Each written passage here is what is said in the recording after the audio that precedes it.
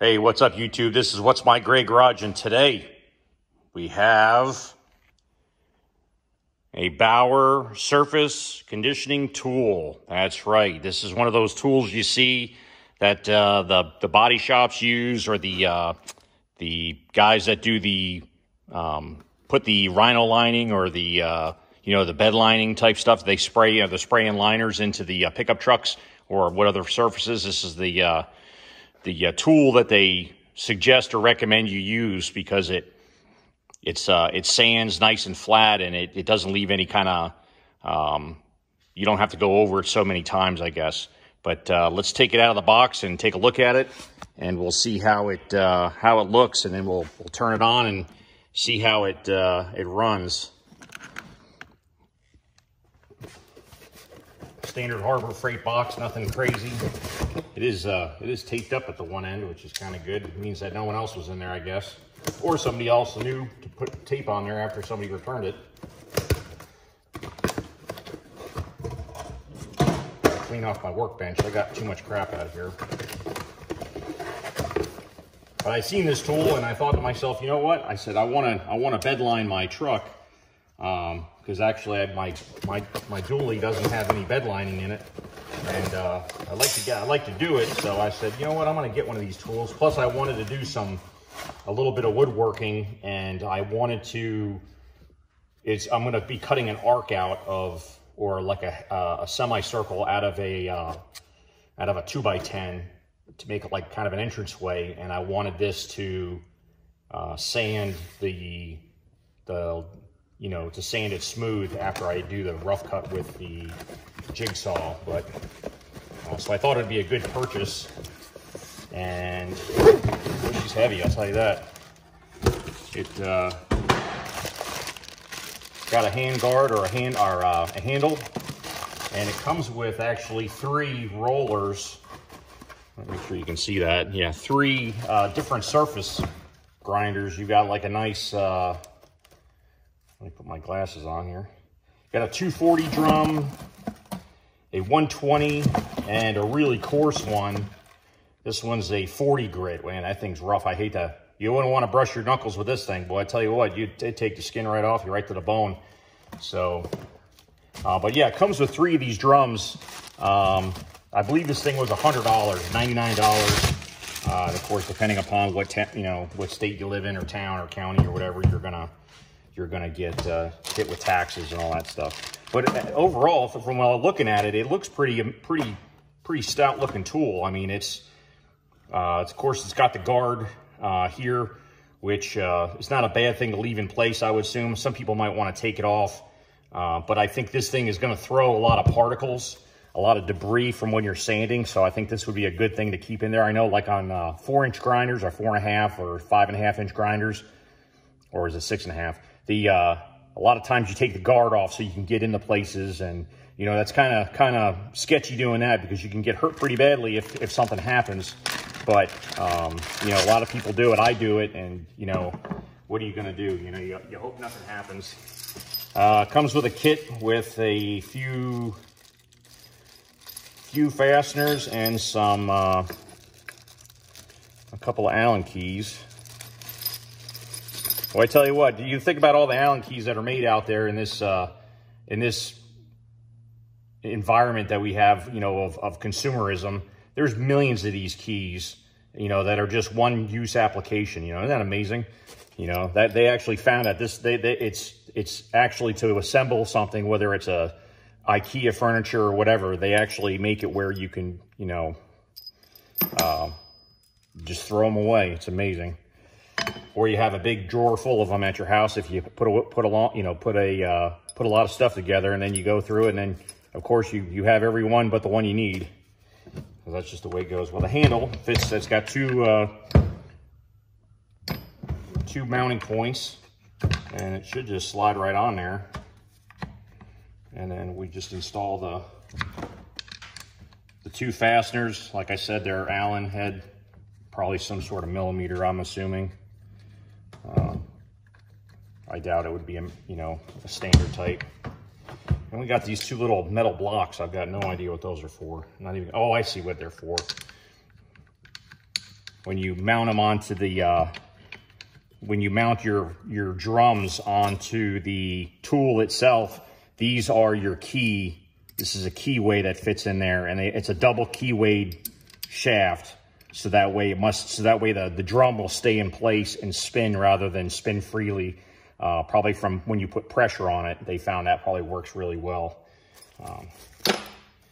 You know, first I looked at it, I said, man, what could those things be? Didn't even think of it. And then when I looked at the drum, you look at the drum and it's got notches cut out on every, you know, across from each other, you know, at the 12, 6, 9, and 3 o'clock. So it's, yeah, that's pretty neat.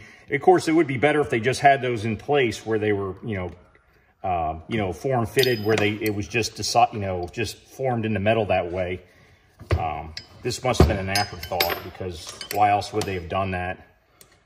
You know, instead of changing the whole thing, they just, you know, cut grooves in the machining instead of making all new, you know, it was probably cheaper for them to do that. So that's it for the assembly. It's just for the handle, just 2 screws, you tighten them down. You got this, you do have a retaining nut here. Hopefully this comes off fairly easily. I knew it was going to be Is it got a thing over here? Yep, it does. Got a little button on this side. You turn it. A little detent locks in place to, is that left-hand thread? Yep. And it's left-hand thread to take the drum off. So be wary. Don't over torque it and break it off. So you put your little keyways on there. Of course, I dropped it. I tell you, I hope I'm not the only one that does that. When you got to you're holding something or trying to put something together and you drop it and it makes you kind of upset at things. You know, hope I'm not the only one out there that gets the luck of that. So I'm just putting the rough one on here just because that's what I'm gonna use first, I think. And then we'll tighten this down. Again, it's left-handed thread, so it's lefty-tighty.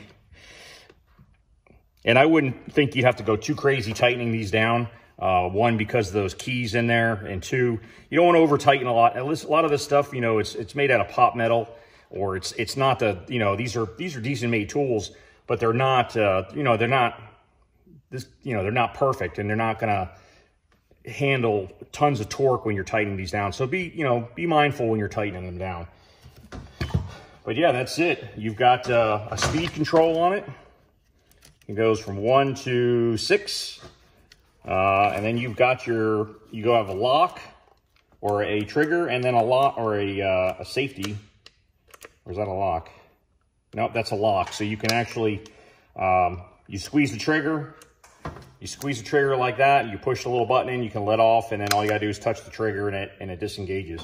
So let's let me undo the cord here. Cord's pretty nice. It's got some length to it. Of course, I've got other stuff wrapped up in it for some reason here. But we'll take a look at this here. It's got probably a 6-foot cord, which is nice, you know, but, you know, like these things, you always need to do an extension cord because the cords aren't ever that long. Yeah, it's got to be at least a 8-foot cord, probably. So let's put this in, and we'll give her a spin. Oop. So a little bearing noise, but you are running the gear from the motor here, and then there's got to be some sort of worm gear or some kind of other gear to drive this area, you know, come over to this side and then drive down and actually drive the drum. So, and there's a little play in the wheel itself. You can hear it. And it's not from not being tight, it's tight. It's just, there's a little bit of play there. So you're gonna get that, that's on 1. We run her up to 6. So it's got some torque to it, and it's kind of loud too. So I mean, definitely wear hearing protection when using this. But overall, so far, it looks pretty good. I mean, I can't really complain. It's got, of course, the Milwaukee looking red color. And what else has it got on here? I really can't. There's something here. It's got some kind of, looks like a battery type. This maybe you can hook a battery up to it, or a, you know, do a, you know, some sort of other device for charging it or something. Maybe, you know, maybe they've got a battery hookup that you can change these over with. I'm not 100% sure. Of course, you could always look at the directions, but who wants to do that? We'll just take a quick peek, run through them. I don't think it's anything special. Trigger lock handle, spindle lock, auxiliary handle. That's cool, if you want to call it that. The drum. Yeah, I'm not sure what that bottom plate's for, but anyways, this is your, oh, I see. It's for probably changing out the brushes, and it comes with an extra set of brushes. So obviously that must be a failing point on this machine. But then again, too, if you're using it in a commercial setting, you know, or any kind of setting that you're going to be using this for a really prolonged period of time, remember that it's only as good as what you're paying for. You know, $100 if you knock out you do 10 beds with it, if you're going to do bed lining, or you're going to, you know, whatever you're doing to make some extra cash, or whatever project you're doing, you know, be mindful that this is what you're buying. You're buying, you know, the best of the Harbor Freight. And Harbor Freight's come a long way. They've got some pretty decent stuff, you know, from handyman to, you know, almost damn near pro type tools, as far as like wrenches and stuff like that. But yeah, not bad. I give it a good rating. I would say it definitely is probably worth the money. We're going to put it to the test here, and I'll show you all that when I get on the do the bed of the pickup truck. I'm just waiting for the weather to get a little bit nicer out so I can spray that and do all that. And I'll show you that, how I'm going to do that too. So, but anyways, I hope everybody's doing well out there. And if you liked the video, please like, share, subscribe, and we will see you next time.